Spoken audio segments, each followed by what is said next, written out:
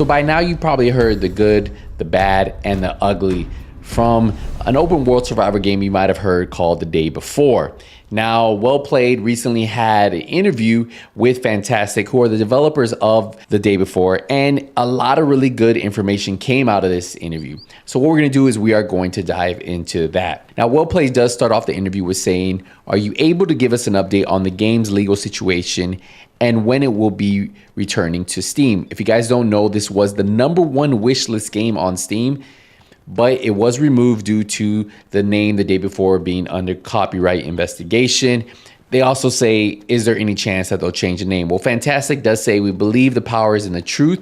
We were the first to start using the name relative to video games. This is an indisputable fact rooted in our belief in justice. We're optimistic about returning our name through legal proceedings as swiftly as possible. It says, we want to reassure our community that our Steam page will be reinstated soon and will be back at the top of the wish list. It says, currently our primary focus remains in the development of the game itself. Trademark related matters are being managed by our newly founded New Zealand joint venture with our publisher Montoya. So it looks like they are trying to work out the name. We do know that the name Dayworld was pushed as being trademarked. So I'm thinking if they're unable to get The Day Before, we might see the name actually change. Now, Well Play does ask the question, The Day Before looks like it's been heavily inspired by games such as The Last of Us and The Division. Was a deliberate design choice to blend elements from the games that inspire you into a unique experience?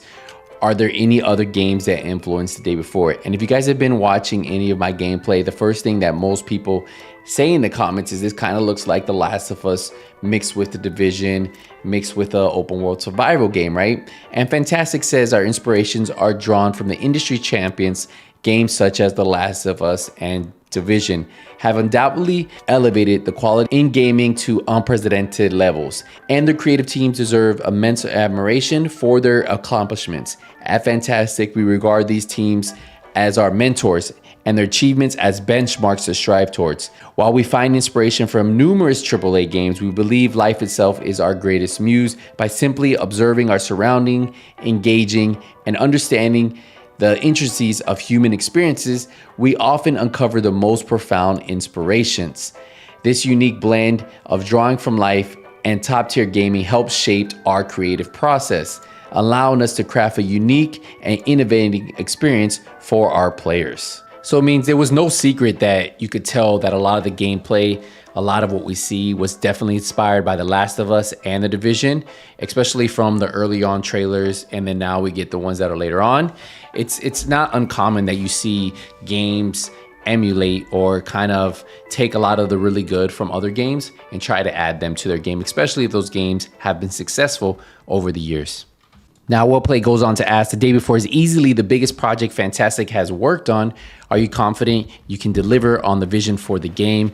What has the studio done to be able to develop a game of this scale? Fantastic does answer, The Day Before is indeed the most ambitious and biggest challenge we at Fantastic have taken on. We're incredibly excited about it. We're confident in the ability to realize our vision for the game thanks to the unique blend of our team's hunger, our work culture, and our publisher Montoya, and the support of the external volunteers. Breakthrough limitations and overcoming challenges. These words are the spirit of our organization, and we are here for the long haul, and we want to change the game industry. We want to show other ordinary people like ourselves that anything is possible in this life. Now, I know a lot of people are just ready to see something a little bit more hands-on, maybe a team of players actually playing the game, maybe an open beta, maybe a closed test that they show a little bit of gameplay from that closed test, and we get some people talking about the game. I think that's really what people want to see. So hopefully at some point we get to see this.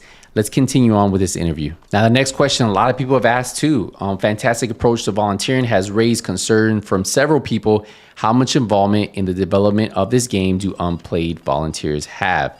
I remember this was actually a big concern. People were like, well, if none of these people are making money, how can they keep this up? How can they keep supporting this game? So it's really good for them to dive into this and like answer this. So we kind of know where Fantastic's approach to paid and unpaid volunteers. Now, Fantastic does answer this by saying, while we have paid employed volunteers, they also have unpaid external volunteers who offer their time and skills voluntarily.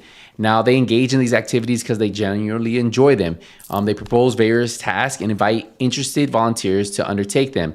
They say our external volunteers have significantly contributed to our other games, one of them being Prop Night. And I actually know a couple people who played that game that actually enjoyed it. And this was announced shortly after the day before they announced this game, Prop Night. They released it. And obviously, it's a totally different style game from the day before, but it was definitely a pretty cool game. And I would say if volunteers actually helped on this one, I can't see why they don't help on the day before. Now, I'm glad Wellplay asked this next question. They ask, are you able to share some more details about how the core gameplay will work? Will there be story missions, objectives like in the Division, or will players simply venture out into the open world? Have you made decisions on how many players will populate a server?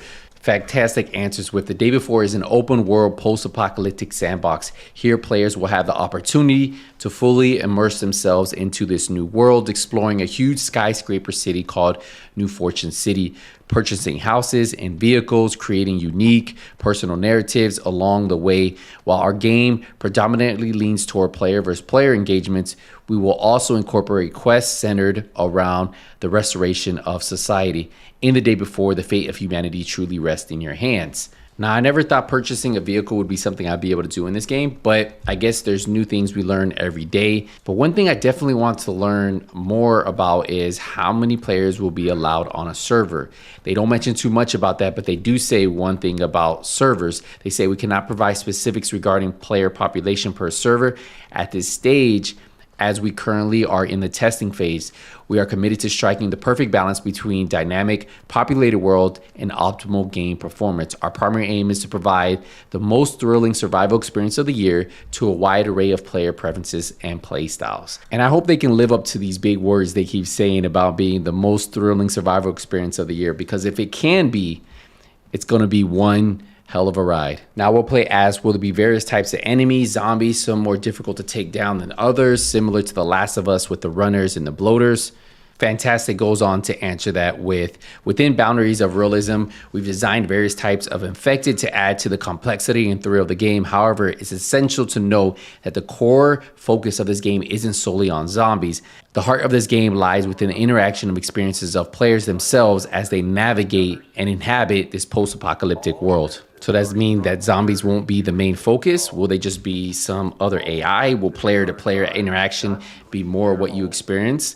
That thrill of running into another player that's looking for gear and zombies are just here and there? Who knows? Now, Wellplay asks, Woodbury Survivor Colony is where players can come together, relax, trade items, give each other tasks. Can you explain how this works? What tasks can other players give another? Now, the way they explain Woodbury, it says it serves as a central hub to our game, a safe zone where players can interact, form alliances, engage in trade, and undertake quests aimed at societal restoration. An exciting yet undisclosed feature we're introducing into the opportunity for players to seek employment within Woodbury. So imagining that will allow you to earn cash that you can use in other ways to buy items in this central hub. Now, Wellplay does finish off the interview with saying the day before is set to release on November 10th. Are you able to confirm it will launch on PC and consoles on that date? If not, can you give us an indication of when you're aiming to bring the game to consoles? Have you considered releasing it in early access? Now, Fantastic finishes off the interview with, we are excited to confirm that the day before will launch first on PC, slated for November 10th. Immediate following this release, we'll be sharing a roadmap of forthcoming updates to continue our players' engagement and excited. This roadmap will include new features and content additions, emphasizing on our commitment to continuously game development.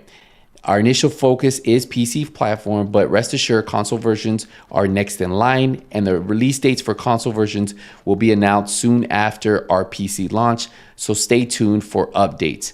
While we aren't considering an early access, we are planning to conduct a closed beta phase prior to the game's launch. And that right there has me a little excited. If we could get some kind of closed beta where they allow players to record and show a little bit of that gameplay and give their honest feedback, I think that would actually help a lot of players understand if this is something that they want to invest their time in.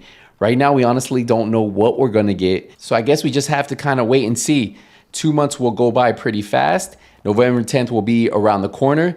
And this might be the last chance for them to show that this game is truly real and this game is one of a kind, as they have said in multiple of their interviews. So I'm excited to find out what the day before is, November 10th, 2 months away. Let me know in the comments what you guys think about this. Do you plan on keeping an eye out for it? Do you want to know more? Or is it something that you're kind of over the hype and really just want to see some real gameplay? All right, guys, we're going to wrap it up here. Hey, until the next one, Nothing But Skills is out. Take it easy, everybody.